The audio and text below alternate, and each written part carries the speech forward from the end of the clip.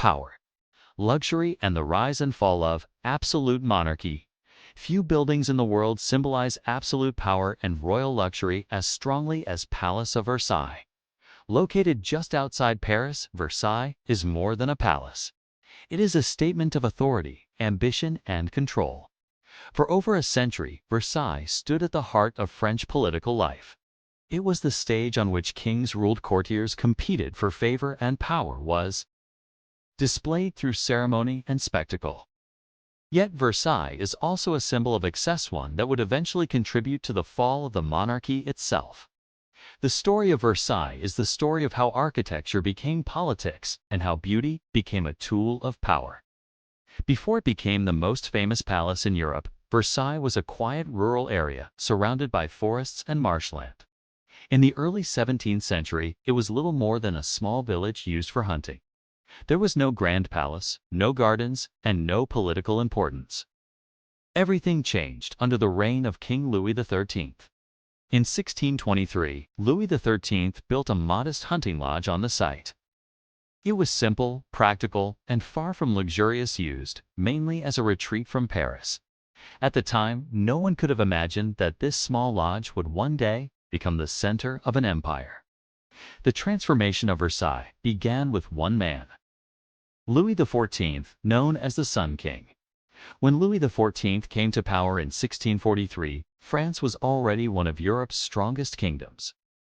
But Louis wanted more than strength. He wanted absolute control. For Louis XIV, power was not only exercised, was performed. Architecture, ceremony, fashion, and ritual were all tools to project authority. Versailles would become the ultimate expression of that vision. Louis XIV ordered the expansion of his father's hunting lodge into a palace unlike anything Europe had ever seen. Rather than demolishing the original structure, architects built around it, gradually transforming it into a vast royal residence. The palace grew year by year. New wings were added, courtyards expanded, lavish interiors replaced modest rooms. Versailles was no longer a retreat. It was becoming the heart of the French state. In 1682, Louis XIV made a historic decision. He moved the royal court and government permanently from Paris to Versailles. From that moment on, France would be ruled from this palace. Versailles was not designed only for comfort or beauty. It was designed to control the nobility. By forcing nobles to live at court, Louis XIV removed them from their regional power bases. Versailles. They depended entirely on royal favor. Life at the palace was governed by strict etiquette.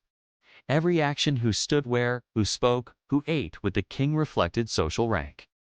Access to the king became the highest privilege.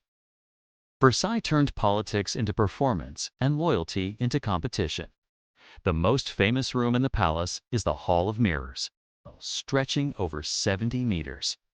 It features 357 mirrors, grand arched windows, gilded decorations. In the 17th century, mirrors were extremely expensive, making this hall a clear display of wealth and technological dominance.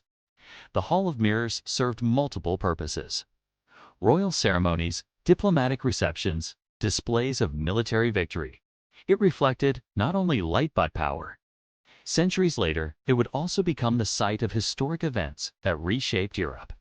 The gardens of Versailles are as important as the palace itself.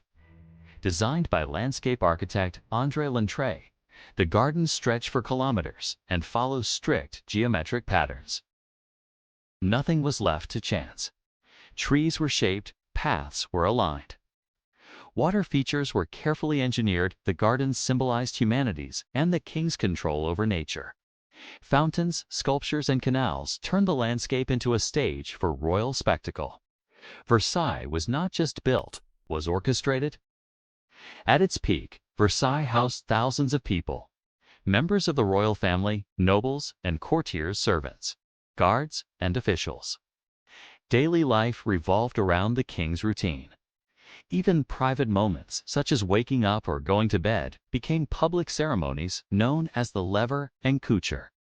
Privacy was rare. Visibility was power. To be seen by the king meant influence. Coupa, be ignored, meant irrelevance. Versailles was incredibly expensive. Construction, maintenance staff, and ceremonies drained enormous amounts of money from the French treasury.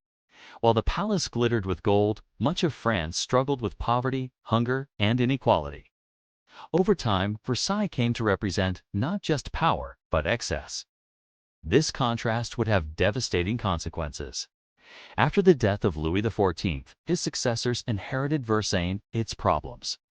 Louis XV continued to live in the palace, but lacked his predecessor's authority. Public criticism of royal luxury grew. By the time Louis XVI ascended the throne, France faced financial crisis. Versailles remained magnificent, but it was increasingly disconnected from reality. The palace that once symbolized control now symbolized distance from the people. In 1789, the French Revolution changed everything. Anger over inequality, debt, and royal excess exploded into open rebellion. That same year, revolutionary crowds marched from Paris to Versailles. They forced the royal family to leave the palace and return to Paris. Versailles was abandoned as a seat of power. The age of absolute monarchy in France was over. After the revolution, Versailles lost its original purpose. Much of its furniture was sold. Some areas fell into neglect, yet the palace survived. In the 19th century, Versailles was transformed into a museum of French history. Ironically, it became a place not of royal rule, but of national memory. Versailles would later host events that shaped the modern world. In 1919, the Treaty of Versailles was signed in the Hall of Mirrors, officially ending World War I, once a symbol of royal dominance. The palace became a setting for international diplomacy. History had come full circle. Today, the Palace of Versailles is one of the most visited monuments in the world. Millions of visitors walk through its halls and gardens each year. It stands as a masterpiece of architecture, a symbol of absolute monarchy, a warning about excess and inequality. Restoration projects continue to preserve the palace for future generations. Versailles is not just a palace, it is an idea. It represents how power can be displayed through beauty and how excess can lead to downfall. From a hunting lodge to the heart of an empire, from royal residence to Museum, Versailles reflects the rise and fall of absolute monarchy. Its mirrors no longer reflect kings. They reflect history. And in doing so, they remind us that no power, no matter how grand, lasts forever.